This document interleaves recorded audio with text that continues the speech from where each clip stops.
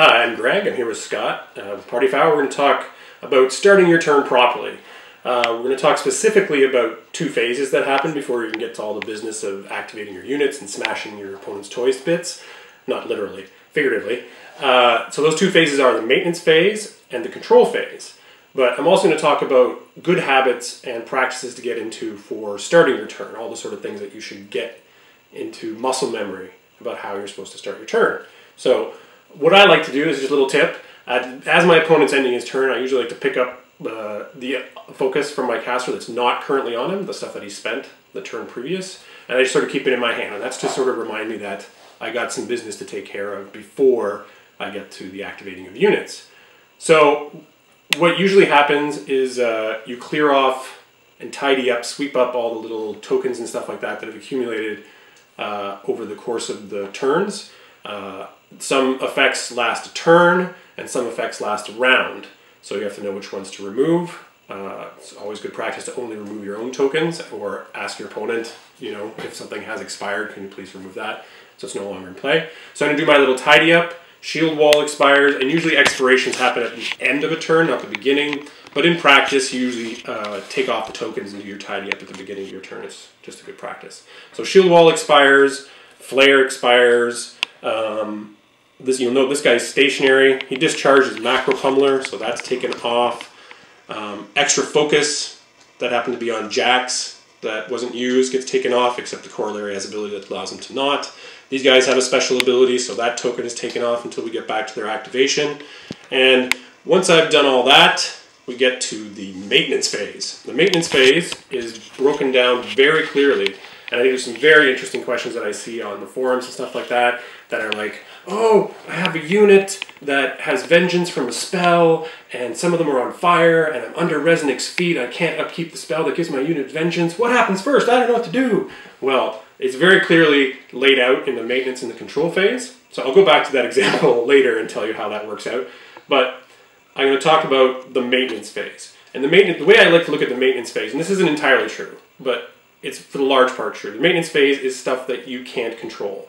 Some of it is mandatory that you have to do, like the checking for the expiration of continuous effects and rolling for damage for continuous effects and that type of thing. But some of it is also not mandatory, it's optional.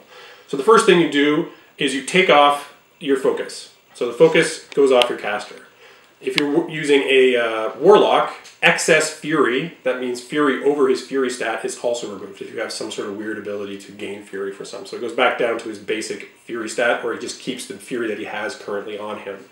The next step is you check for the expiration of continuous effects, and then you resolve damage. So you work out all the continuous effects to see which ones expire, and then you do all the damage simultaneously. And just in terms of continuous effects, that is fire. So on a 1 or 2, fire goes out. Same thing with corrosion. 1 or 2, corrosion goes out. I meant to put some fire tokens down here, but say all these guys are on fire for some reason.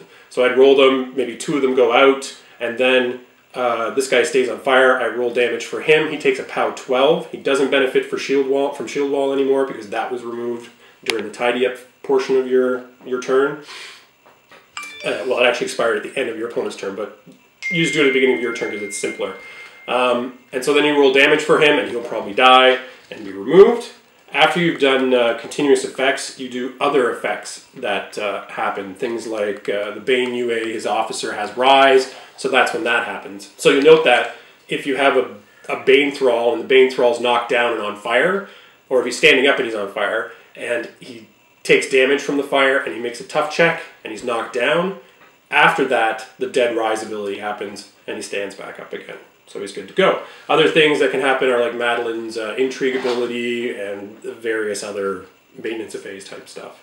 So that's the maintenance phase. Very clear, very simple. Get it done properly. The next part is the control phase. Now what happens is you replenish your Fury, or replenish your focus, sorry, or read your Fury if you're a Warlock. Now you get to allocate focus.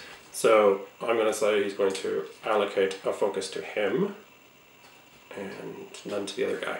We'll say that. Okay. And then you upkeep your spells. So Axis has Onslaught up. He wants to upkeep that. He pays a focus to do so. Once he's done that, The next stage is if only applicable if you have a warlock and you have war beasts. That's when you make threshold checks.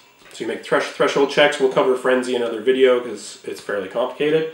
If you've done that, or if you've done upkeeping your spells, this is the last part is when you do other effects. Launch servitors, shake knockdown, shake stationary. So in this case, we've got the inverter here, and he's been made stationary. So I can spend a focus, and it's important to note that this will not induct because it's not during the inverter's activation, to shake the stationary effect.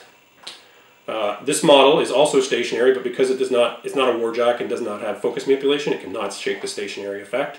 I didn't give the diffuser focus to shake the knockdown effect, so he'll have to deal with that during his activation. And same thing with this eradicator. He does not have focus manipulation, he's not a warjack, so he can't shake the knockdown, and he'll have to forfeit either his movement or action during his activation. So that's, I'm going to go over briefly once again, that's the stuff that you have to take care of, that you should take care of, I should say, because some of it is not mandatory, and if you rush right into your turn and start activating units, you're going to lose out on the opportunity to allocate focus and do all that cool stuff that you want to do. So I'll go over it quickly again. So at the beginning of your turn or at the end of your opponent's turn, do your tidy up. Clear off all the tokens that are no longer relevant that have expired. Then you're going to do your maintenance phase. So you're going to take off your focus off your caster. This is important because you take it off. If he's on fire, he's no longer going to get that armor benefit. He's going to burn. You take off excess fury. So if you have a 6 fury warlock and for some reason he's got 8 fury, take him back down to 6. If he's got 2 left, just leave him at 2. Okay? Next, continuous effects and expiration, and then other effects that trigger, like models' abilities and stuff like that. That's the maintenance phase. Control phase, replenish your fury, replenish your focus, reave your fury. Now you can allocate focus. After you've done that, upkeep spells. After you've done that, make threshold checks if it's relevant. And then finally, other effects that can be done, like launch servitor or their abilities of models, and shake knockdown and stationary. Once you've done that, then you can get to your turn and start activating units. Finally, what I want to talk about is more of the habit of having a plan at the beginning of your turn. It's not entirely important to have a plan in your maintenance phase because that's just sort of a lot of the cleaning up and preparing to play your turn. During the control phase is when you're allocating focus and upkeeping spells, and that's when you should be developing your plan. So take your time at the beginning of your turns. I notice with a lot of new players, you want to rush in, you're kind of excited, you want to activate your units, you want to start smashing your opponent's models and that type of thing. It's very important to take a pause and think about what you need to do and what your plan is going to be. Don't rush into anything. Make sure you take care of all those little important maintenance and control phase things. So do right, have fun.